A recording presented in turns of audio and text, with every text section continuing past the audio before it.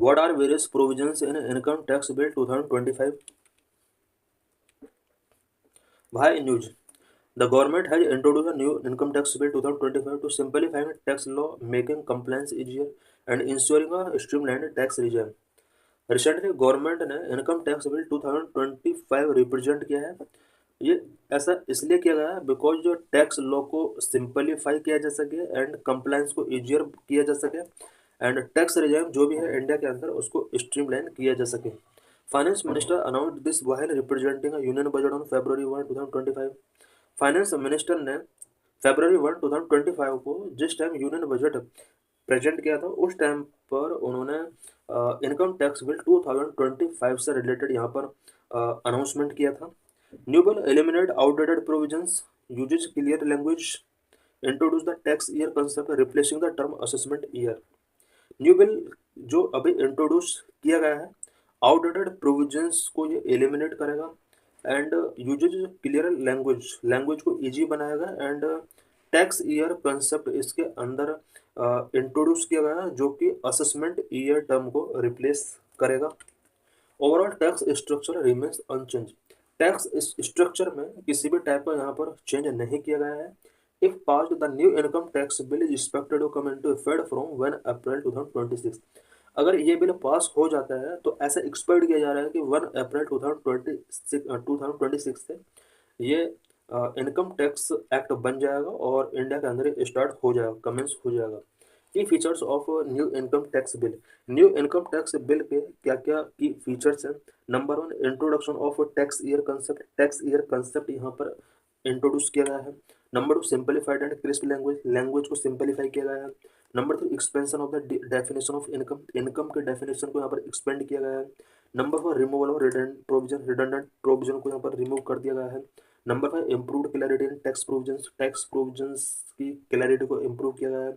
Number 6, reform in the dispute resolution process, dispute resolution process के अंदर यहाँ पर कुछ रिफॉर्म किए गए हैं। Number 1, introduction of tax year concept. New bill define tax year as a 12-month period beginning from April 1। New जो bill यहाँ पर ये इंट्रोड्यूस किया गया है इस बिल के अंदर टैक्स ईयर कंसेप्ट इंट्रोड्यूस किया गया है। टैक्स ईयर का मीनिंग इसके अकॉर्डिंग 12 मंथ का टाइम पीरियड होगा जो कि April 1 से स्टार्ट होगा। Unlike the existing system where income earned in one financial year assessed in the following assessment year, now tax will be calculated within the same year. Presently, income earn in one financial year, यानी one financial year के अंदर जो भी income earn किया गया है उसका assessment following year के अंदर किया जाता है। बट अब ऐसा नहीं होगा। सेम टैक्स ईयर के अंदर जितना अर्निंग हुआ है उसके अकॉर्डिंग यहाँ पर टैक्स कैलकुलेट कर लिया जाएगा। इट मीन सेम ईयर के अंदर ही सेम ईयर का टैक्स यहाँ पर कैलकुलेट कर लिया जाएगा। जबकि एग्जिस्टिंग यानी करंट का जो सिस्टम है उसमें ऐसा है कि फाइनेंशियल ईयर किसी फाइनेंशियल ईयर के अंदर जितना इनकम अर्न किया गया है उसका असेसमेंट नेक्स्ट ईयर में किया जाता था। इफ अ प्रोफेशन और business is set up mid year, the tax year will begin from the date of establishment and end on March 31। कोई भी प्रोफेशन या बिजनेस मिड ईयर में सेटअप किया जाता है उसका जो टैक्स ईयर बिगिन होगा वो डेट ऑफ इस्टेब्लिशमेंट से बिगिन होगा एंड 31 मार्च को एंड हो जाएगा। Number 2, simplified and crisp language. The bill reduce provisions, complex explanations, cross referencing and making tax law easier to understand। ये जो बिल है ये वेरियस प्रोविजंस को यहाँ पर इसके अंदर रिड्यूस किया गया है एंड कॉम्प्लेक्स एक्सप्लेनेशंस को भी ये रिड्यूस करता है और जितने भी टैक्स लॉ थे उनको कहीं ना कहीं उनके अंडरस्टैंडिंग के लिए उसको इजी किया गया है। Length of new income tax bill 2025 has been reduced from 823 pages to 622 pages despite of keeping the number of chapters unchanged at 23। New income tax bill 2025 के अंदर इसका जो लेंथ है इसको रिड्यूस किया गया है। जहां पहले 823 पेजेस का ये एक्ट हुआ करता था वहीं इसको अब 625 पेजेस तक इसको रिड्यूस किया गया है। बट चैप्टर्स की अगर बात की जाए तो इसमें चैप्टर्स पहले भी 23 हुआ करते थे एंड अभी भी चैप्टर्स का नंबर 23 ही है।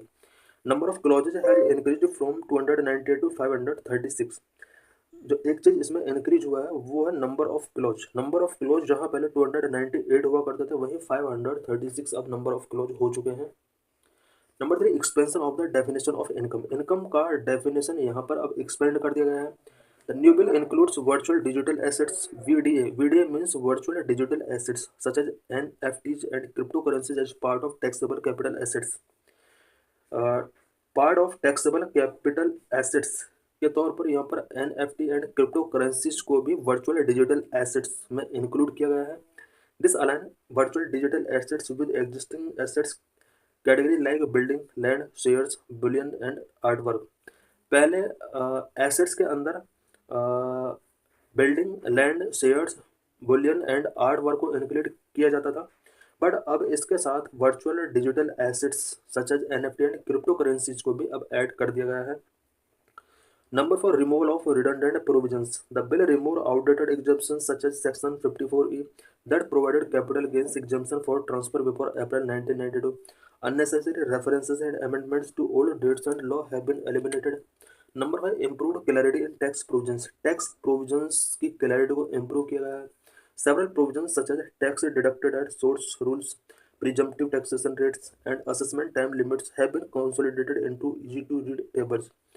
इजी टू रीड टेबल्स के अंदर tax deducted at source rules, TDS, presumptive taxation rules and assessment time limits, इन सभी को यहाँ पर कंसोलिडेट किया गया है। Deductions for salaries are now compiled in one section improving clarity. Number से reform in the dispute resolution process. Dispute resolution process को यहाँ पर इसमें रिफॉर्म किया गया है। Dispute resolution process now clearly defines. यहाँ पर 3 चीज़ों को मैंने डिफाइन किया गया है: points of determination, decisions, reasons for ruling. Conclusion. The income tax bill 2025 aims to make taxation cleaner, simpler and more streamlined. Income tax bill 2025 के अंदर टैक्सेशन को क्लियर किया गया है, सिंपल किया गया है एंड मोर स्ट्रीमलाइंड इसको बनाया गया है। The introduction of the tax year, removal of redundant provisions and improve clarity in the tax law are positive step toward an effective tax system. New tax year का introduction and redundant provisions का removal and tax law के अंदर clarity को का जो improve किया गया है, ये एफिशिएंट टैक्स सिस्टम के लिए एक पॉजिटिव स्टेप हो सकता है।